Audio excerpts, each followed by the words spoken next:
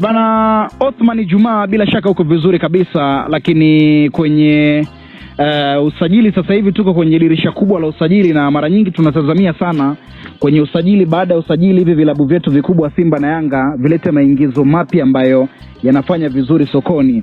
Sasa kwa kuanza labda sajili za hizi timu mbili unazionaje mpaka sasa hivi? Tukianza na Simba, wamesajili, kwanza tukianza na wachezaji wa kigeni hapa, kuna mchezaji Bakari Msimu, lakini pia kutoka Coast Union, lakini pia kuna kiungo Kelvin Nation pamoja na Nathael Chilambo. Simba wametumia vigezo gani kuwasajili hao, lakini nafasi yao ya Simba hii itakuwaje kwenye msimu ujao? Pengine wakapata nafasi na wakaonyesha uwezo, au pengine ndo ile wachezaji wazao wanaishia kwenye bench na mwisho wa siku wanatolewa kwa mkopo kwenda timu nyingine, au wanavunja mkataba kwenda kwenye timu nyingine. Hebu tuanzie hapo kwa wachezaji wa nyumbani sasa kwa Simba. Of course umezungumzia Simba ambao wamefanya usajili mzuri kwa wachezaji wa zao. Kwanza tukiri kwamba katika watu wote, wachezaji wote wanaocheza katika ligi ya Tanzania, kila mmoja anakuwa na matumaini ya kucheza kati ya Simba ama Yanga, timu kubwa. Mchezaji yote ambaye amekuwa acheza timu ndogo, basi matumaini yake ni kucheza timu kubwa, Simba ama Yanga. Lakini wanapoonyesha performance bora, maana yake timu zitavutiwa nazo. Kwa hiyo timu moja kwa moja hawezi kuzilaumu kwa nini sometimes zinasajili wachezaji afu wachezaji wamekuwa hapati nafasi, lakini wao wamechagua kile kilicho bora, kwa sababu wakati huo wachezaji wamekuwa wakiwa bora zaidi, na wao wakiwa na matumaini kwamba hawa wachezaji watakuja fanya vizuri kwenye vilabu vyetu. Like kama wangekuwa wanajua kabisa hawa watakuja kufeli, walikuwa hawasajili. Lakini mara nyingi usajili wa wachezaji wa Kitanzania mara nyingi umekuwa unafeli kwa sababu ya competition kwa wachezaji wageni ambao wameenda kukutana nao pale kwenye vile vilabu. Amesajiliwa Bakari Msimu, ni modern wings mzuri, mchezaji kutoka pale Coastal Union. Ameifanya Coastal Union kutoka pale barabara ya 11 Tanga ilikuwa bora kweli kweli katika msimu ambao uliopita. Upande wake ule kwenye flanks ya kulia ni mchezaji ambaye mwenye positive acceleration, miongoni mwa modern wings. Sio mchezaji ambaye atachukua mpira atazifuata flanks za pembeni atapiga cross, no. Ni mchezaji ambaye amekuwa akichukua mpira kwenye eneo la flanks, kwa maana ya winger ya kulia, ana cutting inside, anafuta half space zile na contribute kwenye mabao. Sometimes pia unaweza kumtumia kama playmaker, kwa maana second striker number 10, amekuwa pia akifanya hivyo vizuri. Lakini ameenda katika klabu ya Simba kwenye upande ule wa winger ya kulia, unakutana na mtu kama Ancient Yaura na Libase Gay. Kuna kizingiti cha kwanza ambacho anaenda kukutana nacho. Wachezaji ambao wanakutana nao pale ni wachezaji bora kweli kweli. Libase Gay, Ancient Yaura. Simba wamesajili center forward mwingine. Maana yake ni kwamba Elim Panzu atarudi kwenye eneo mama la wings. Kwa maana hapo tayari Bakari Msimu ana kizingiti cha kwanza kikubwa kweli kweli katika ule upande. Lakini pia na Nathael Chilambo, yeye kidogo unaweza kumuona kwa maana atakuwa na nafasi, kwa sababu anaenda kucheza upande ambao yuko David Kamecha Duchu, yuko Shomari Kapombe. David Kamecha Duchu ameachwa mbali sana na Nathael Chilambo, lakini Shomari Kapombe consistency yake imekuwa ndogo, kwa sababu ambao tumeanza kufuatilia mpira muda mrefu. Shomari ameanza football ndani ya klabu ya Simba toka miaka 2013, anabonda kwenye timu 2012-13 anabonda tena. Hapo alikuwa amekuja kwenye klabu ya Simba kutokea Morogoro. Kwa hiyo unamuona ni mchezaji ambaye mpaka sasa hivi ana almost miaka takribani 20 na kimbilia yuko kwenye game. Kwa hiyo so far Nathael Chilambo atakuwa na kazi kubwa ya kufanya. Bakari Msimu ana wakati mgumu kweli kweli wa kupata namba. Kwa upande wa wachezaji wa kizawa, kimplasi ya Kelvin Nation, eneo ni defeated, ni usajili ambaye tayari pale yuko Yusuf Ali Kagoma. Juu yao pale unamwona kuna watu kama Clatous Chota Chama wako pale, kina nani tena ambao wamesajili juzi, amesajiliwa jana hapa, Jaber katika eneo lile pale namba 8. Kwa naye atakuwa na kazi kubwa ya kufanya, la sivyo wasipozingatia timu ambao wanaocheza, maana yake ni kwamba wanaenda kuongeza idadi tu ya wachezaji kwenye timu. Lakini kwangu mimi sio usajili wa wachezaji ambao wataingia moja kwa moja kwenye kikosi first half. Sio kwa Kelvin Nation, sio kwa Bakari Msimu, sio kwa Nathael Chilambo. Labda kwa Nathael Chilambo kidogo naona ni usajili ambao utaenda kuingia moja kwa moja kwenye kikosi, tena kutegemea na Shomari Kapombe atakapokuwa. Lakini wachezaji wengine ni ngumu kuwaona kwenye first half. Simba anaenda kucheza mechi labda ya Yanga, umuone Kelvin Nation, labda umuone mtu kama Bakari Msimu anaanza kwenye kikosi. Otherwise wanatakiwa wapambane kweli kweli kuonyesha effort kuhakikisha kwamba wanapata namba kwenye hiyo timu, kwa sababu timu tayari imeshatengeza foundation yake chini ya mwalimu Steve Barker. Lakini pia kumbuka, hayo maeneo ni maeneo ya kuongeza tu, hayakuwa ni maeneo ambayo ya sensitive Simba ambayo walikuwa wanahitaji katika huu timu. Bwana Othman Juma, sasa umeongelea wachezaji wa zao, lakini tukija kwa wachezaji wageni, kuna Jabari ambao umemtaja kiungo huyo, lakini pia huyo alikuwa alishafanya kazi na kocha Steven Barker pale Stellenbosch, lakini pia kuna Brahim Dumbia, unaona lakini pia wengi wanamfananisha kama Osimhen kutokana na uwezo wake. Lakini pia kuna mchezaji mwingine ambaye utatutajia hapo. Unaonaje kwa usajili huu hapo? Simba wamekula bingo au kutakuwa na changamoto kwa jinsi ambavyo timu ambazo wametoka wa wachezaji? Kwanza Steve Barker amesajili wachezaji ambao wamewahi kufanya nao kazi. Wachezaji ambao anawafahamu. Dunia sasa hivi kila mwalimu amekuwa akisajili wachezaji ambao yeye mwenyewe ana matamanio nao, lakini pia au wamefanya nao kazi. Tumeangalia pale Real Madrid, ameingia Jose Mourinho, angalia namna ambavyo amebadilisha kikosi. Unaona kama kuna watu kama Dan Hudson, amesajili watu kama kina Ibrahim Konate, amefanya usajili wa watu kama Dumfries pembeni kule. Unaona pia usajili wa Marco Corella, eneo la midfielder wanamwania Rodri, Bernardo Silva. Ni kila mwalimu anatamani kufanya kazi na wachezaji ambao kwanza wanaendana na mfumo wake ama anataka kufanya nao kazi. Kwa Steve Barker kwa upande wake pia ameiangalia Simba. Yeye ndo ambaye amekuja kutengeneza misingi ya Simba katika msimu uliopita. Simba ilikuwa ni dhaifu hali, lakini baadaye mwalimu ameingia, amerudisha Simba kwenye mstari. Kwa hiyo ameiona Simba na ameona madhaifu yake kulingana na recording yake. Ibrahim Dumbia ni mchezaji ambaye moja kwa moja ni mchezaji mzuri kwa kweli, lakini kuna kazi kubwa sana atakao uifanya kwenye kikosi cha Simba. Ni center forward ambaye sio completed, bado hajakamilika. Amekuwa akifanya kazi kubwa ya kulink team, kuunganisha box la chini, kuchukua mipira kutoka kwa central midfielders na kwenda kwenye eneo la juu. Unajua strikers wanatofautiana.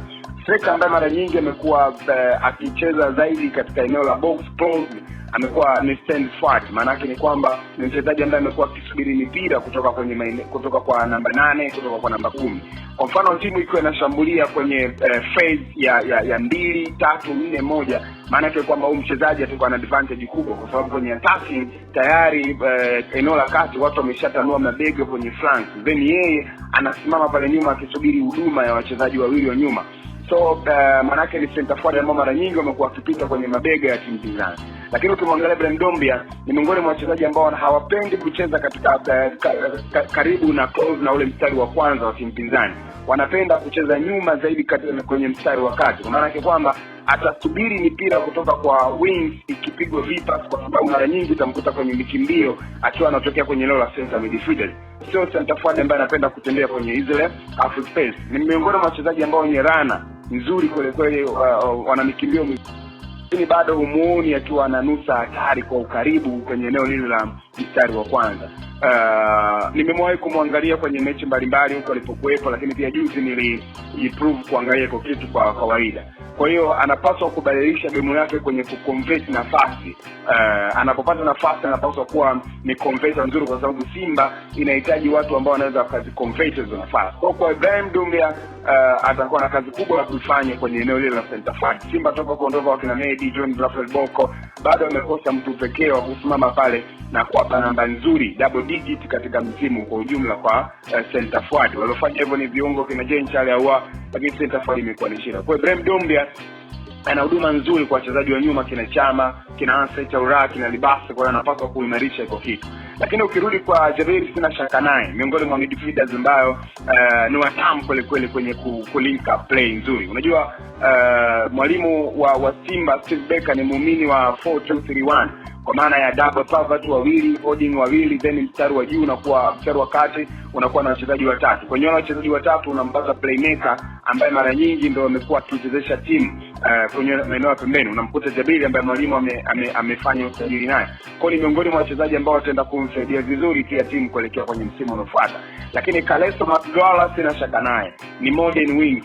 Amefanya hivyo akiwa Shekukune huko katika timu ambazo amewahi kupita. Mchezaji ambaye anapenda kutokea kwenye flanks ya kushoto kwa ukubwa wa namna yake. Unajua football ya sasa hivi Dixie, mchezaji ambaye anatumia mguu wa kulia kamchezeshe katika eneo la kushoto. Kwa maana wale wachezaji ambao wanatumia mguu wa kulia, kwa maana yake utasema huyu anafaa kucheza namba 7, lakini maana yake huyu hawezi kupa kitu bora. Lazima umturn akacheze katika eneo la namba 11, kwa sababu kwamba kule hatakuwa cross, atachukua mipira, atakata nzidi, atatafuta half space, atapiga pinpointing pass ama atashoot moja kwa moja. Kwa Kaleso Magala atasaidia Simba sana kwenye maeneo ya pembeni. Unapokutana na timu ambayo mara nyingi imekuwa ikicheza low block, unahitaji kuifungua kwa aina mbili, ama kwa wings maeneo ya pembeni kutafuta flanks zile, ama kupiga penetration pass, kwa maana pass ambazo zinaweza zika anticipate ile blocking ya timu pinzani. Kaleso Magala amekuwa bora, watasaidiana vizuri na kina Kratos Chotama. Kwa mpaka sasa hivi kwenye usajili wa kigeni Simba anawapa asilimia 60 za kwamba wamefanya vizuri kweli.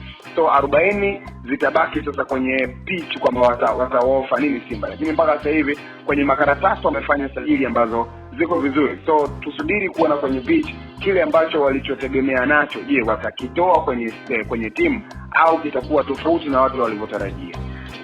Bana Osman Juma, kwa kifupi tuelezee pia usajili wa Yanga kwa wazawa. Kwa kifupi sana, wamemsajili mtu kama Abdul Nasir Mohamed, lakini pia kuna Mohamed Musa, kuna Hussein Mihambo, kuna Juma Isa Bushiri Chugaboy huyu hapa, lakini pia kuna Eriki Mwijage pamoja na Suleiman Baruku. Hebu tuwaelezea wa kidogo Yanga watafaidika nao vipi, au ni usajili ambao hautawasaidia, watakuja kujaza wachezaji au kuongeza idadi ya wachezaji?